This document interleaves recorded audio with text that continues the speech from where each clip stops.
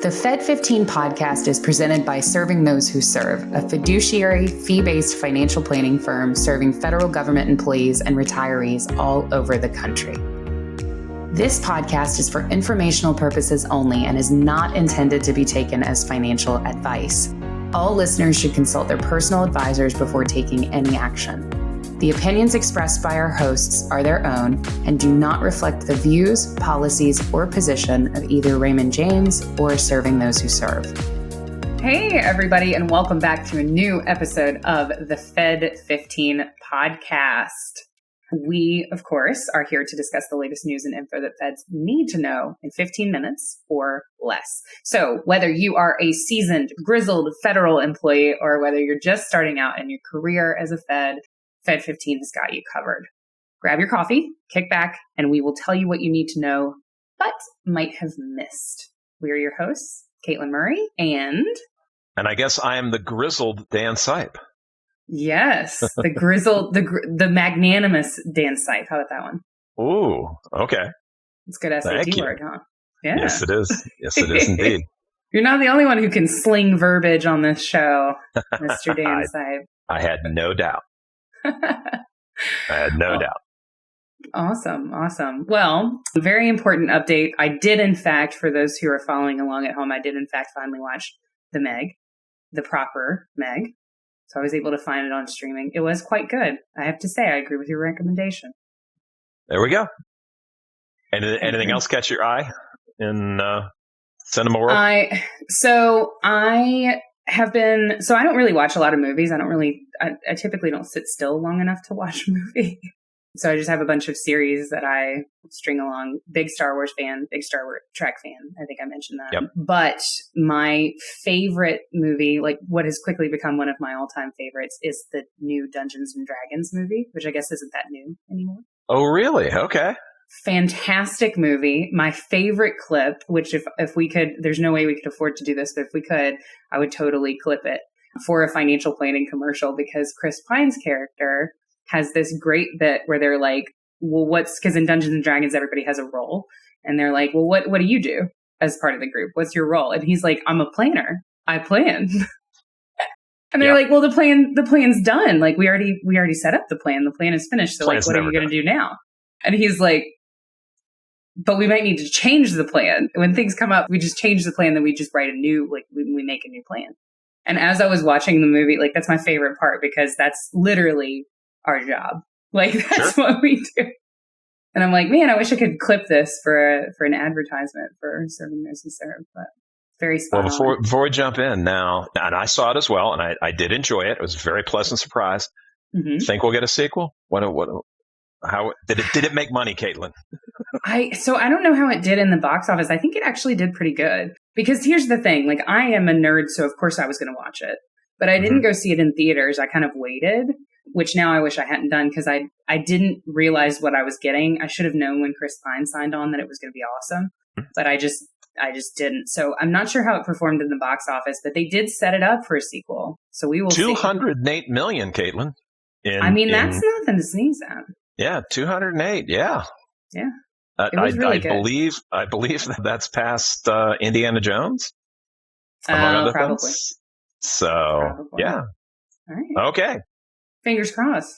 I think we're slowly morphing into a movie podcast, Dan. Well, we can't do that. Because it's 15 minutes or less ish. So I'm gonna cover my part really quick. Gotcha. So, folks, I'm gonna do a pretty quick flyover here. And the reason for that is I really need you on this topic to go back to swserve.com and see Benefits Ben's article on it. And this has to do with deposits and redeposits. Okay. So the first thing I'm going to put out there is you're probably going to want to do them. The second thing I'm going to put out there is you're probably going to want to do them sooner rather than later. And the third thing I'm going to put out there is if you happen to be encountering this and you're within your first 3 years of federal service and you have the possibility of a deposit or redeposit, you're definitely probably going to want to do it before you hit that 3-year mark, because after that you start paying interest. And I'm not going to go down into the weeds on that. So quick flyover here. Redeposits mean you left government and came back. Okay. CSRS, probably not a big thing here. Probably get some hate mail for that, but there's just a timeline here. But for both CSRS and FERS, you do have the ability to make deposits when you've left and taken the money out.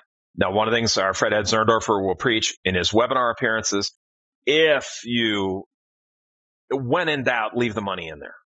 Okay. Especially if there's a possibility, if you did 5 years or more, where you could collect a pension later, because you will not get a higher rate of return on that than any other money. I know you think it will. You won't. I'll prove it to you. Hit us up. So deposits, that's redeposit. Deposits means that you had something for which you weren't paid. Well, gee, Dan, why would I have worked without pay? Oh, I don't know. You could have been an intern. Oh, wait. Yeah, really? Peace Corps service. Okay, so plenty of opportunities. Or you might have been a Postal Service seasonal employee, during the holiday season, something like that. Well, you did that while you were in school, something like that. Maybe you did it every Christmas for several years. You come back years later, you put in the money based on what you earned back then, small numbers, even at interest, and that adds on to your pension. So absolutely worthwhile doing. And then the other one that we do tons for people is help them calculate and see the benefits of buying in military service. And in this case, it means that you did not retire. Okay, you didn't have enough years to retire, but you served. Thank you for your service. And now you're serving again. Thank you again for your service. And by putting in a deposit for that, that's now pulled in to FERS for the most part. That's pulled into your FERS pension. So redeposits, deposits for military service, take them seriously. You probably should do them, and you probably should do them sooner rather than later. So that's what I got. Awesome. Yeah. Thanks for that. Complicated topic. There's a lot of detail to kind of drill down into there. Yep. So yeah, I definitely second Dan. I recommend check out our blog, kind of read through the details there. You can kind of get in as deep as you want to. Of course, if you have questions, Serving Those Who Serve is always there to help you navigate some of that. It's kind of what we're all about. So what you got for us? Well, I am talking about one of my favorite topics, and it actually, believe it or not, does tie into my long-winded intro. I'm talking about financial planning. Okay. Yeah, because I'm the guy who plans. So we published a really great article on the blog this week about kind of a flyover for financial planning for feds. Just some kind of things to keep in mind when you are, let's say you're listening to the podcast, you are a career Fed, you're trying to figure out these benefits. I think the comprehensive manner of the federal benefits package can be so overwhelming that a lot of feds who we talk to are really, really focused on navigating the benefits, learning about the benefits, figuring all of that out. But in the grand scheme of things, your federal benefits is just one piece of your overall financial planning picture. So a lot of feds that we talk to are really, really focused on the benefit side of things, and we miss kind of the overall financial planning landscape. It's kind of a forest for the trees situation. So I wanted to take a minute just to kind of talk through some of the other financial planning type factors that you may not be thinking about as you're kind of navigating these more complex things like TSP, FEGLI, that type of thing. So Gotcha. Financial planning for federal employees, obviously, there's kind of two different routes that you can go down. You can be a do-it-yourselfer, or you can work with a financial planner. So one of my favorite studies, and again, I'm going to keep it light. I don't want to get too into the weeds on it, but one of my favorite studies is actually from Vanguard, which is, if you didn't know, the home of the do-it-yourself investor. Sure. Right? They've got a huge platform. They have lots of low-cost mutual funds, some of them very good funds. And their sort of value proposition is, you can come do it yourself here. You can build your own diversified portfolio here with Vanguard. However, they have a small contingency of financial planners that are actually on their team. They're not necessarily comprehensive planners in the same way that we are here at Serving Those Who Serve, but they do kind of work with clients on an individual basis and talk through goals and do some of that financial planning work. And Vanguard got curious as to whether these advisors working with an actual human advisor actually adds value for investors or not. basically are advisors worth their fees? Because, of course, if you work with an advisor, you've got to pay them. And the study was really interesting. They kind of looked at kind of overall how much value is added to the portfolio net of fees. And what they found in their most recent iteration of this study, because they've done it a couple of years in a row, is that investors report themselves 16% closer to their financial goals through working with a human advisor than they would without an advisor. So in dollar terms, this means that a client believes a human advisor adds about $160,000 in value to $1 million portfolio. Now, nice. Yeah, again, this is just a study. These are kind of like macro numbers, nothing specific. I'm not saying that if you work with an advisor, you will make an extra $160,000 per million, but it is opinions important. of Katelyn Murray. Yes. So it just kind of puts it into perspective. And what I love about that study is that is the do-it-yourself giant saying Absolutely. These advisors do add value and can add value to the portfolio. So sure. Do it yourself versus working with a planner. Obviously, financial planning is more than just your TSP. It's more than just your FERS pension. Advisors can kind of help you figure out when to retire. They can help you figure out the issue of deposits and redeposits that Dan was just talking about. They can help you navigate FEHB and Medicare. They can help you navigate FEGLI and getting private life insurance if that is warranted in your situation. Also think about your spouse. You may have life insurance through the federal government. Your spouse may not be eligible for the same amount of coverage. They may require a term policy or something, especially if you have young children. Something to think about there. Long-term care is something that can be navigated with a financial advisor, making a plan, either having a long-term care insurance policy or self-insuring for long-term care is also an option.